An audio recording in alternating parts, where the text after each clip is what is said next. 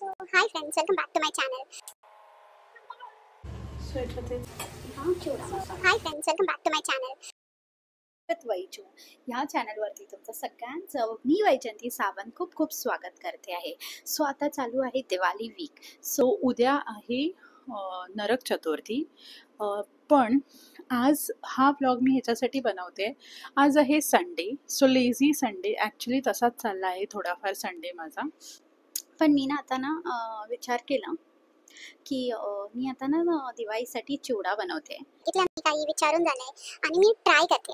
So ह्या vlog मध्ये तुम्हाला तो चिवडा बघायला भेटेल. म्हणजे दिवाळीचा जो येलो वाला चिवडा असतो ना पोह्यांचा, तो मी ट्राय करते. मी स्पायसी वाला नाही बनवणार आहे कारण मग वाणी सुद्धा खाणार आहे. सो आय होप वाणीला तो आवडेल. आणि मला तिखट चिवडा नाही आवडत, पण काही लोकांना आवडतो.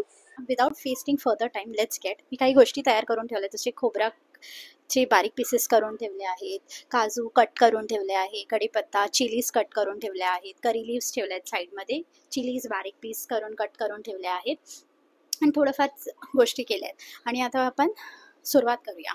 ओके, ठीक आहे, सोबत बनवूया. सो तो कसा बनतोय ते सुद्धा तुम्ही बघा आणि तुम्ही सुद्धा फराळ करायला या. सो चला आपण आता सरळ जाऊया किचनमध्ये आणि चिवड्याची तयारी करूया. ठीक आहे. सो मी हे पटापट आधी चाळून घेते पोहे. एकदम पातळ पोहे आहेत, एकदम पातळ. आपले कांदा पोहेचे वेगळे असतात आणि हे वेगळे असतात. आता मी सगळे चाळून घेऊन आता मी त्यांना हे करते. असे थोडेसे गॅसवरती परतवून घेते. जास्त भाजायचे नाही आहे, जरासे चिवड्यासाठी कुरकुरीतपणा येण्यासाठी थोडेसे गरम करून घेते, फिरवून घेते जरा आणि एकदम गॅसवर स्लो ठेवणार आहे.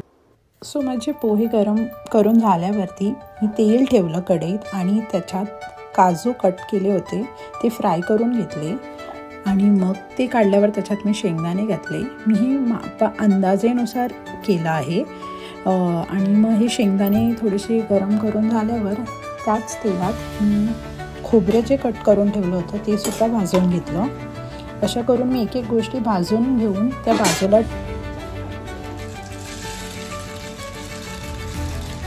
तर मग ह्या गरम तेलामध्ये मी मिरची कट केलेली, कढीपत्ता, हिंग, हळद, मीठ आणि चिवडा मसाला हे सगळं मिक्स केलं. आणि हे कसं करायचं असतं ना, हे पटापट करायचं असतं, म्हणून ज्या मी बाजूला गोष्टी भाजून ठेवल्या त्या मी आधी चिवड्यात घातल्या आणि मग हे गरम गरम मिश्रण लगेच त्याच्यात मिक्स करायचं असतं. आणि ते खूप फास्ट प्रोसेस असते आणि मी व्हिडिओ खरंच काढू नाही शकली, पण मी शेवटला तुम्हाला दाखवेन माझ्या चिवड्याला कसं सुंदर चवसुद्धा छान आली आणि त्याचा रंगसुद्धा छान आला.